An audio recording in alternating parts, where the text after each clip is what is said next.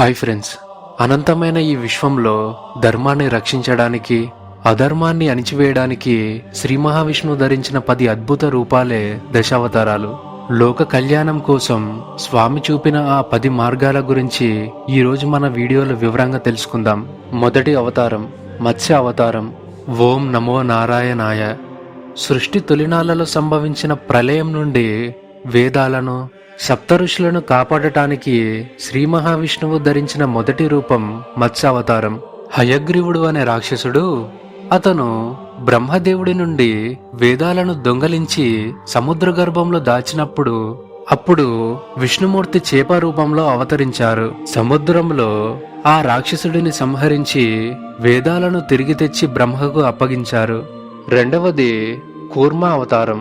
క్షీరాసాగర మదనం సమయంలో దేవతలు, అసురులు కలిసి అమృతం కోసం ప్రయత్నిస్తున్నప్పుడు మందర పర్వతం కవ్వంలా మారుతుంది.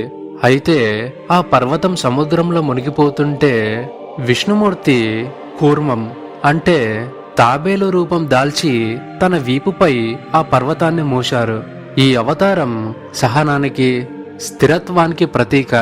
మన జీవితంలో కూడా కష్టాలు ఎదురైనప్పుడు లక్ష్య సాధన కోసం మనం కూడా ఒక తాబేలులా ఎంత బరువైన మోయడానికి, ఓపికగా ఉండటానికి సిద్ధంగా ఉండాలి. మూడవది వరాహ అవతారం. హిరణ్యాక్షుడు అనే రాక్షసుడు భూమండలాన్ని అపహరించి రసాతలంలో దాచినప్పుడు యజ్ఞ వరాహమూర్తిగా విష్ణువు అవతరించారు. పంది రూపంలో వెలసిన స్వామి తన కోరలతో భూమిని సముద్రం నుండి పైకి తీసి తన స్థానంలో నిలిపారు. రాక్షసుడిని సంహరించి భూదేవిని కాపాడారు. ఈ అవతారం శౌర్యానికి, రక్షణకు చిహ్నం. ప్రకృతిని, భూమిని మనం ఎలా గౌరవించాలో, ఆపదలో ఉన్నవారిని ఎలా రక్షించాలో ఈ కథ ద్వారా తెలుస్తుంది. నాలుగవది నరసింహావతారం. స్తంభమునందు లేడా, లోకమంతటా ఉన్నాడా అని హిరణ్యకశిపుడు ప్రశ్నించినప్పుడు భక్తుడైన ప్రహ్లాదుని మాట నిజం చేయడానికి ఉద్భవించిన అవతారం నరసింహావతారం. సగం మనిషి, సగం సింహం రూపంలో క్రూరమైన రాక్షసుడిని సంహరించిన స్వామి భక్తికి మరేదీ సాటిరాదని లోకానికి చాటారు. అహంకారం ఎంతటి బలవంతుడినైనా నాశనం చేస్తుందని, కానీ నిశ్చలమైన భక్తి భగవంతుడిని ఎక్కడికైనా రప్పిస్తుందని ఈ అవతారం మనకు గుర్తు చేస్తుంది. ఐదవది వామనావతారం.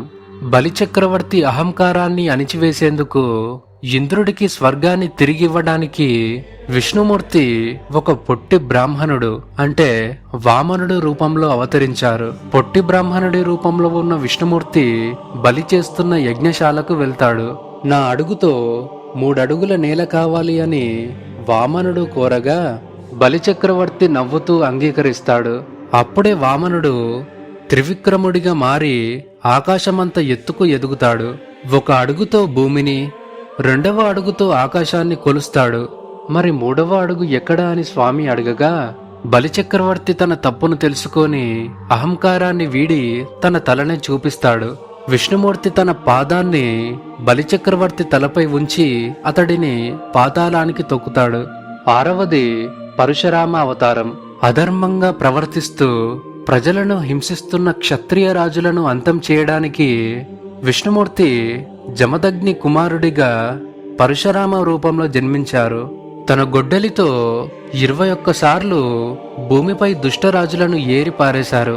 ఈ అవతారం శక్తికి, క్రమశిక్షణకు ప్రతీక. అధికారం చేతిలో ఉందని గర్వపడితే ఏమవుతుందో పరశురాముడి కథ మనకు హెచ్చరిక ఇస్తుంది.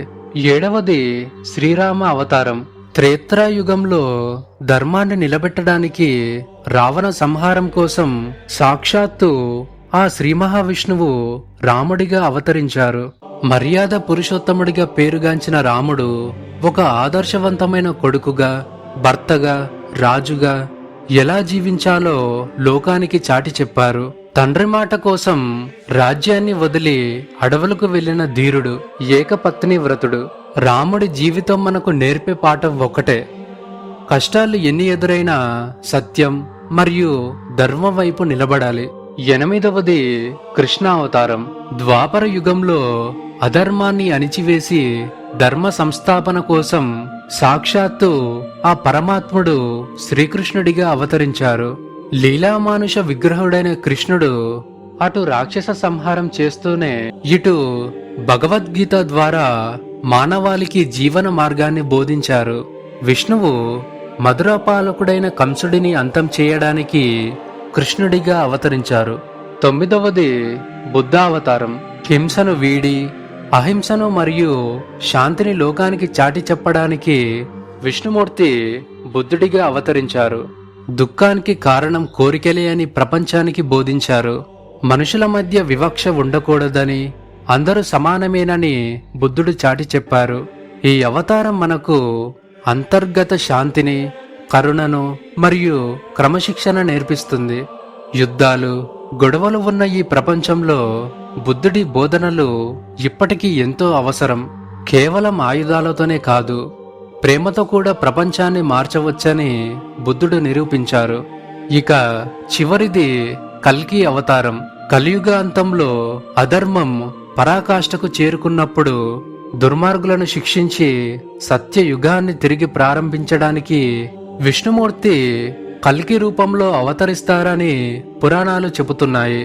తెల్లటి గుర్రంపై ఖడ్గం ధరించి వచ్చే ఈ అవతారం భవిష్యత్తుకు సంకేతం. మనం చేసే పనులే మన భవిష్యత్తును నిర్ణయిస్తాయని, చెడుకు ఎప్పుడు అంతం ఉంటుందని కల్కి అవతారం హెచ్చరిస్తుంది. ధర్మాన్ని రక్షించేవారే నిలిచి ఉంటారని, దైవం ఎల్లప్పుడూ మనల్ని గమనిస్తూనే ఉంటుందని ఈ చివరి అవతారం సారాంశం. చూశారుగా, శ్రీ మహావిష్ణువు దశావతారాల వెనుక ఉన్న అంతార్థం మరియు ధర్మరక్షణ కోసం స్వామి చేసిన పోరాటం మన అందరికీ ఒక గొప్ప పాఠం.